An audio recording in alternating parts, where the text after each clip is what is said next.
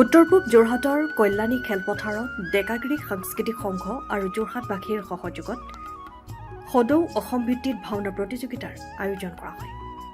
16 মাৰ্চৰ পৰা 22 মাৰ্চলৈ অনুষ্ঠিত হ'ব এই ভাওনা প্ৰতিযোগিতা।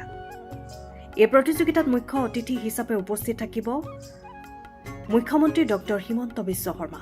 আনহাতে 3000 মহিলাৰ দ্বাৰা পৰিৱেশন কৰা হ'ব দিহানাম। আজি প্ৰতিযোগিতাভাগীৰ লাইখুটা স্থাপন কৰা হয় মাংগলিক কাৰ্যসূচীৰে। উপস্থিত থাকে যোৰহাটৰ কল্যাণীবাসী ৰাইজৰ লগতে যোৰহাটৰ বিধায়ক হিতেন্দ্ৰনাথ গোস্বামী আৰু সিদ্ধাংশু অংকুৰ বৰুৱা।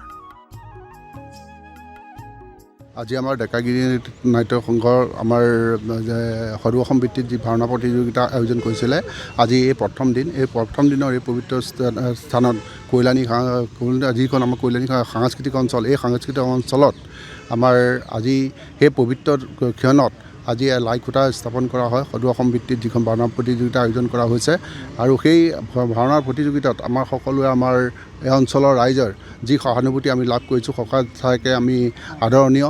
আমি ভাবিছোঁ এনেকুৱা এই অনুষ্ঠানটো আমাৰ সকলো ক্ষেত্ৰতে সকলো ৰাইজে সহায় সহযোগিতা আগবঢ়াই আমাৰ অনুষ্ঠানটো সাফল্যমণ্ডিত কৰিব, তাৰেই আমি ভগৱানৰ শ্ৰীচৰণত আমি প্ৰাৰ্থনা জনাইছোঁ। আৰু ডেকাগিৰি যি যুৱকসকল আছে, যুৱকসকলে উত্তপ্তভাৱে লাগি এই অনুষ্ঠানটো সাফল্যমণ্ডিত কৰিবৰ কাৰণে তেখেতসকলে যি কষ্ট কৰিছে, আৰু তেখেতসকলৰ এই কষ্টৰ সফল হ'ব বুলি মই আশা কৰিছোঁ, আৰু ভগৱানৰ ওচৰত আমি প্ৰাৰ্থনা কৰিছোঁ এই অনুষ্ঠানটো সাফল্যমণ্ডিত হ'ব।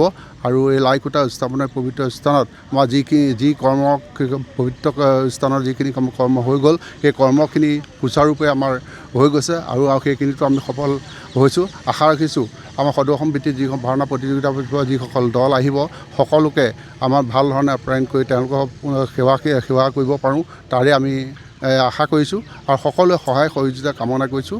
ইয়াকে কৈ মোৰ বক্তব্য মই সামৰণি মাৰিছোঁ। ধন্যবাদ। নমস্কাৰ। প্ৰথমতে আপোনালোকক ধন্যবাদ জনাইছোঁ আমাৰ অনুষ্ঠানলৈ আহি আমাক উৎসাহ জনোৱাৰ বাবে। ডেকাগিৰি সাংস্কৃতিক সংঘৰ উদ্যোগত তথা সদৌ উত্তৰ-পূব ৰাইজৰ সহযোগত তথা যোৰহাটবাসী ৰাইজৰ সহযোগত আমি দ্বিতীয় বাৰ্ষিক সদৌ অসম ভিত্তিক ভাওনা প্ৰতিযোগিতা পাতিবলৈ আগবাঢ়িছোঁ কল্যাণী খেলপথাৰত।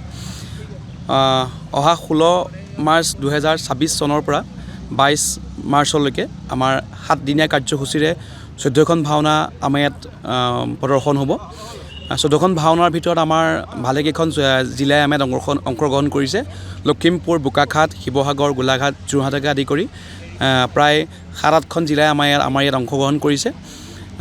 গতিকে সকলো ৰাইজৰ উপস্থিতি তথা আপোনালোকৰ দিহা পৰামৰ্শ আমি একান্তই কামনা কৰিছোঁ।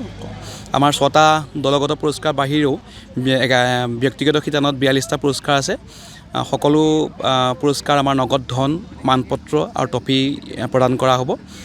গতিকে উক্ত কেইদিনতে আপোনালোক সকলোৰে সহায় সহযোগিতা তথা উপস্থিতি আমি উদযাপন সমিতিয়ে একান্তই কামনা কৰিছোঁ। ধন্যবাদ।